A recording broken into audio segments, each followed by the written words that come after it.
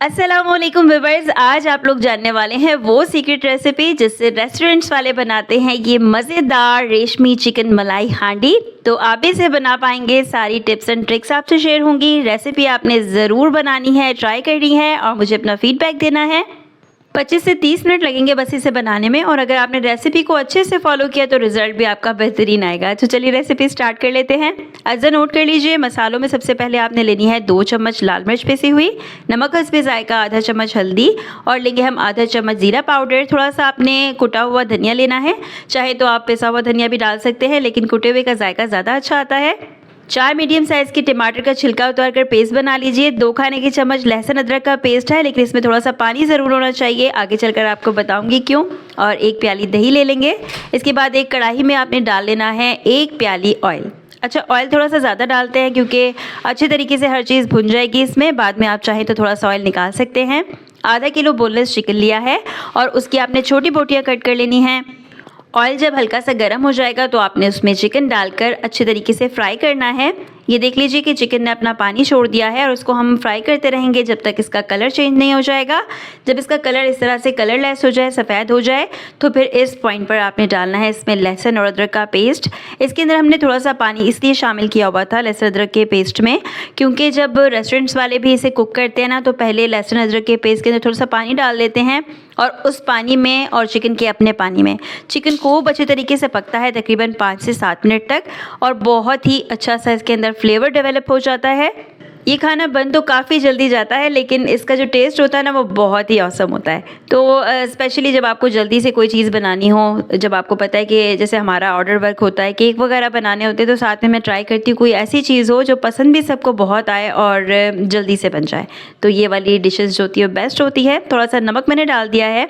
तो फ्राइंग हमने तब तक करनी है जब तक इस तरीके से लहसुन ऑयल से अलग ना हो जाए। तो आप देख सकते हैं कि लहसुन जो है वो ऑयल से अलग हो चुका है, और इस पॉइंट पर आपने डाल देने हैं इसके अंदर मसाले जो हमने आपको अभी बताए थे थोड़ी देर पहले।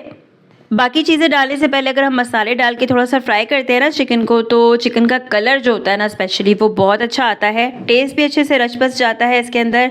और जो मैंने स्टार्ट में आपको बोटी अलग करके दिखाई थी ना कि किस तरीके से वो रिच फ्लेवर वाली थी और रिच उसके अंदर मसाला जज्ब हुआ था, तो ये सारे स्टेप्स आपने याद रखने हैं। जब अच्छे तरीके से भुनाई हो जाएगी, 2 मिनट तक आपने इसको खाली भूनना है ताकि मसाला जलने ना पाए। तो फिर आपने इसके अंदर डाल देना है पेस्ट जो हमने टमाटर का बना के रखा था। टमाटर पेस्ट डालने के बाद 5 मिनट तक आपने अच्छे से भूनना है। रेस्टोरेंट्स वाले जो होते हैं वो क्विकली खाना इसलिए बना पाते हैं कि उन्होंने सारी चीज़ें अपने सामने निकाल कर रखी हुई होती हैं। तो अगर आप ऐसा करेंगे कि निकाल कर चीज़ें नहीं रखेंगे और लास्ट मोमेंट पे आप भाग भाग के चीज़ें ला रहे होंगे, बना रहे होंगे, पीस रहे होंगे, तो जाहिर सी बात है कि फिर देर लगती है। अच्छा, अब यहाँ पर भुनाई कंप्लीट हो चुकी है टमाटर पेस्ट की। इस पॉइंट पर हम डाल देंगे इसके अंदर थोड़ी सी कटी हुई हरी मिर्च और अदरक। ये मैंने काट के रखी है लास्ट में गार्निशिंग के लिए, तो उसी में से मैं निकाल के थोड़ी सी अभी डाल रही हूँ। ये वाला स्टेप भी काफ़ी ज़्यादा इंपॉर्टेंट है टेस्ट डेवलप करने के लिए। बहुत ही अच्छा सा टेस्ट आता है। हरी मिर्च को खासकर अगर आप भुनाई में डालते हैं ना तो बहुत अच्छा टेस्ट आता है। इसके अलावा अदरक का जायका भी अच्छा आता है अगर हम इसको भूनते हुए डालें, खास करके चिकन के साथ। मैं इसके अलावा बनाती हूँ पेशावरी कढ़ाई ना, तो उसमें भी जब चिकन को डालती हूँ तो साथ ही में अदरक को डाल के भी भूनती हूँ, तो अच्छा फ्लेवर आता है बहुत ज़्यादा ना, जैसे रेस्टोरेंट स्टाइल होता है बिल्कुल वैसा फ्लेवर आता है। अच्छा, इसको हम भून रहे हैं मज़ीद, पानी इसके अंदर है अभी, और हमने इसको भूनते जाना है। और इसके अंदर फिर बाद में हमने शामिल करना है दही। नमक जो मैंने शुरू में डाला था ना अभी थोड़ा सा, जब चिकन फ्राई कर रहे थे, तो मैंने उसी नमक में से निकाल लिया था जो मैंने मसाले निकाल कर रखे थे, क्योंकि अगर मैं ज़्यादा डालूंगी ना तो फिर एक्स्ट्रा ही नमक हो जाएगा। दही शामिल कर लेंगे और दही को डालने के बाद आपने इसको मज़ीद भूनना है। इसके अंदर ख़ास बात यही है, इस रेसिपी में आप देख रहे होंगे कि हर चीज़ डालकर आपने इसकी फ्राइंग ज़रूर करनी है। और आंच आपने कैसी रखनी है, आंच आपने रखनी है मीडियम टू हाई, यानी कि बिल्कुल लो फ्लेम पर आपने इसको कुक नहीं करना है, इसको मीडियम टू हाई फ्लेम पर करना है। 7-7 चम्मच चलाते जाना है ताकि कोई भी चीज़ जलने ना पाए। जब दही डालकर मिक्स कर लें तो बस फिर आपने इसको ढककर अब कर देनी है हल्की आंच। इतनी हल्की आंच कि इसमें अच्छे से गल जाए सारा चिकन और जो दही का पानी है वो बिल्कुल ड्राई हो जाए। जब आपका चिकन अच्छे से गल रहा होगा, इसमें पक रहा होगा, तो और मज़ीद इसको टेस्ट का जो जायका है वो इसका बढ़ा रहा होगा। अज्जा तकरीबन हर खाने में एक जैसे ही होते हैं, लेकिन ख़ास बात जो उनको स्पेशल बनाती है, दूसरी चीज़ों से अलग करती है, जायका बढ़ाती है ना, वो इसका तरीका ही होता है। तो आपने तरीका और रेसिपी को अच्छे से फॉलो करना होता है ताकि आपका रिज़ल्ट वही आए जो आप लोग चाह रहे हैं या जो आप लोग देख रहे हैं, एक्सपेक्ट कर रहे हैं। اب اس میں آدھا چائے کا چمچ کٹی ہوئی کالی مرچ کا شامل کریں گے. کالی مرچ کے بعد ہم نے اس میں سفید مرچ بھی ڈالنی ہے اور تھوڑا سا گرم مسالہ بھی, لیکن وہ ہم لاسٹ میں ایڈ کریں گے. ابھی میں نے خالی اس میں کالی مرچ ڈالی ہے آدھا چائے کا چمچ. اس کو آپ نے تھوڑا سا فرائی کرنا ہے, تھوڑا سا مکس کرنے کے لیے.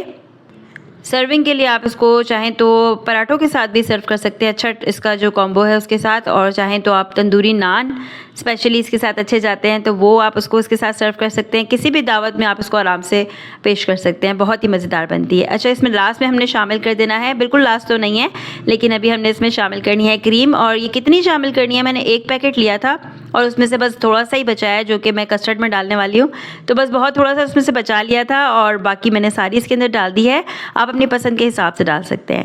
کریم شامل کرنے کے بعد مکس کیجئے اور اس کے اندر ڈال دیجئے آدھا چائے کا چمچ سفید مرچ اور آدھا ہی چائے کا چمچ اس میں ہم ڈالیں گے گرم مسالہ پسا ہوا. اچھا کچھ لوگ یہ سمجھتے ہیں اس ریسیپی میں, یہ سمجھتے ہیں کہ اس پوائنٹ پر ریسیپی جو ہے وہ ختم ہو گئی ہے اور اس کو ہم سرو کر سکتے ہیں. تو آپ بالکل سرو کر سکتے ہیں, لیکن اگر آپ بہترین رزلٹ چاہتے ہیں تو آپ نے ایک کام اور کرنا ہے. تھوڑا سا آپ بس اس کو مکس کیجئے اچھے طریقے سے اور آپ نے پھر اس کو ڈھیلا کر لینا ہے. ڈھیلا کس طریقے سے کریں گے, ہاں ہم اس میں ڈالیں گے تھوڑا سا پانی.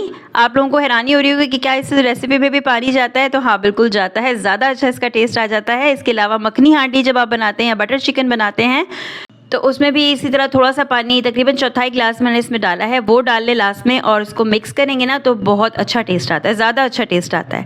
ایکچولی کیا ہوتا ہے کہ لاسٹ میں نا یہ والی ملائی ڈالنے کے بعد, کریم ڈالنے کے بعد یہ والی جو ہانڈی ہوتی ہے نا بہت جلدی ڈرائی ہو جاتی ہے. جب تک آپ اس کو سرو کرنے لگتے ہیں تو بالکل ہی ڈرائی ہو چکی ہوتی ہے, تو یہ ریشمی پن اس میں نہیں آتا.